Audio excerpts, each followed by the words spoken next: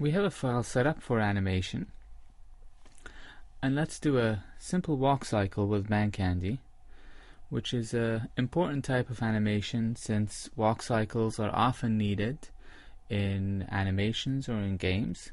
And it's also a little bit challenging because you have to do quite a few steps to get the walk to behave the way you want. And finally, you would want to take that walk cycle, which is usually one step or other two steps, left and right, and put it cycling forward so the character moves around, and then place that on a path so you can have the character walk around corners and up and down hills and so on and so forth. And that's quite a few steps. Now, the first thing to think about is just concentrate on the one step, the one primary unit of animation that you're going to repeat in your cycle. And it's good to think of animations as being broken down between some key or important poses that the character takes that are either extreme poses or storytelling poses, etc. And for a walk, there aren't that many of them, and it's pretty easy to plan the walk as taking place between two contact positions. Now that contact is when the front foot first hits the ground, the heel first strikes the ground. That's a contact position. And between those two contacts, you have a passing position in the middle where the character is pivoting over the foot that's on the ground. And between the first contact and the passing position, you can think that there's a down position where the character is at his lowest because the weight is now settled on the front foot. And then between the pass position and the last contact, there's an up position, which is the highest position in the cycle, and that takes place because the character is pushing off the back leg and getting that power and strength to the walk that will enable the back foot to continue swinging forward and land forward. And so that's our up position.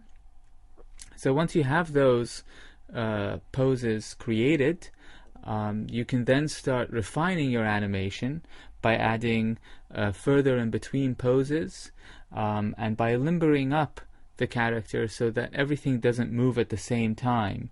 The arms don't necessarily move at the same speed as the legs, and even within the arm itself you might have the hand trailing the forearm, trailing the bicep or upper arm, and trailing the shoulder, so that the whole hand is swinging a lot more limber and loose than something that's moving as one big chunk. So before we start, let's save the file.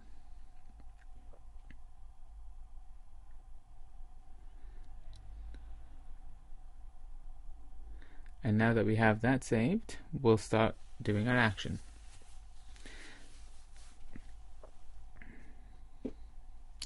Now, just a quick primer on the viewports. You can use the numpad key on your keyboard if you're on a desktop computer at least.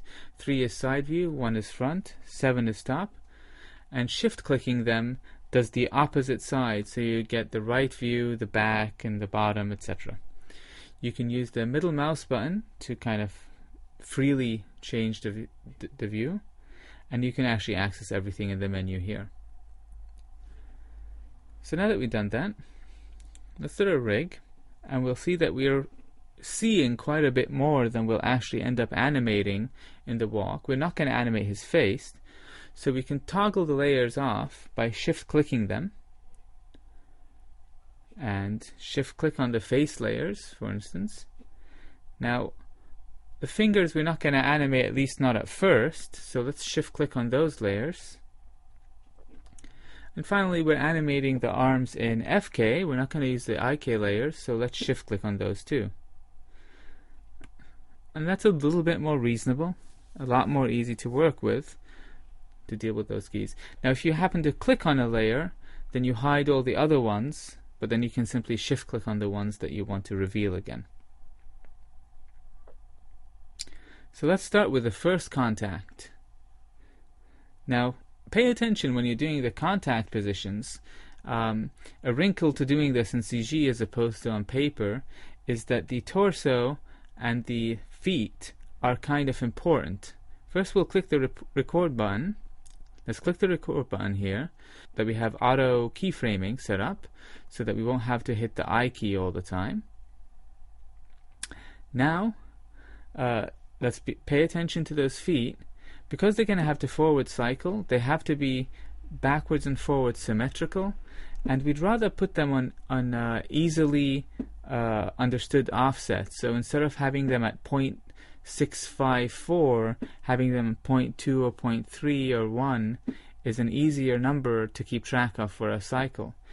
And the trick to do that is just to hold down the control key while we're moving the foot. So you would hit the G key and then hit control while you're moving the foot, and you'll see that the foot is moving on the grid on easily repeatable offsets. And you only have to do this for the torso and the feet, because those are the bones that will actually be translating forward when the walk cycle goes forward. So you'll see now it's going on or not integer, but on repeatable grid points. So we'll move it by a unit of 1 forward, and you can still, while control is hit the middle mouse button to constrain it to the y-axis, for instance. And so here it is forward by 1 unit on y, and now we have a keyframe. We'll right click on the right foot, hit G, and hold down the control key and move it backwards by the same distance we move the front foot forward, unit of 1, and then click, and now we have a keyframe for the back foot. Now let's go to the torso. Let's see if you want to lower it down a little bit, because it looks a little bit stretched. I'm going to hold control down when I'm moving the torso as well as the feet, though that is more important when you're moving it forward, but it's just playing it safe a little bit.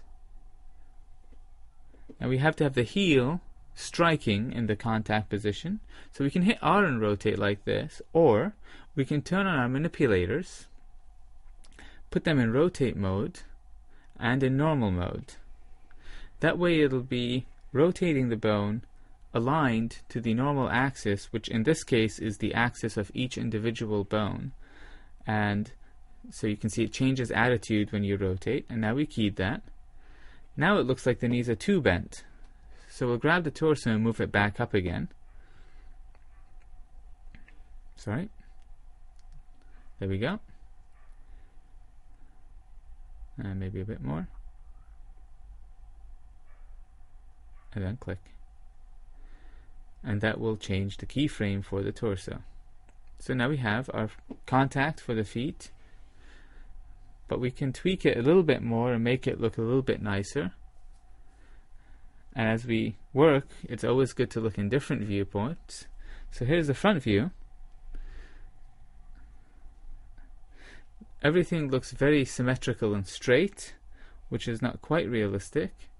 So for instance, I'll try rotating the hip so that the forward leg's hip is also a little bit forward, which might be an intuitive way to go. And it'll add more life into the pose. We don't have to hit control for any other bones than the torso and the feet bone, because those don't actually translate forward in the walk. Now the feet look a little bit spread out. Let's make Mancandy do more of an inline walk, or at least close to inline. So we'll grab this foot and we'll move it on the x-axis this time, and I'm also going to hit control. And the reason here is because I want to keep the symmetry, the left-right symmetry here, so that they're both at the same distance from the middle, and that's why I'm holding control here.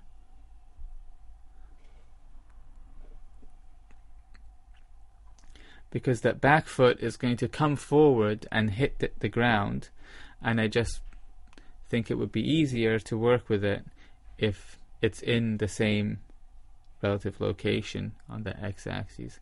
I'll move it a little bit more by 0.1 more, and now we have an inline walk. And different characters might move differently, but this is starting to look a little bit more natural. But we have to really start touching the upper body and the arms a lot before this starts looking good. So first of all, let's rotate those arms down. So we click on the upper arm and we'll just rotate, and it'll key once we do that automatically, and we'll do the same for the other arm. And now let's think about it.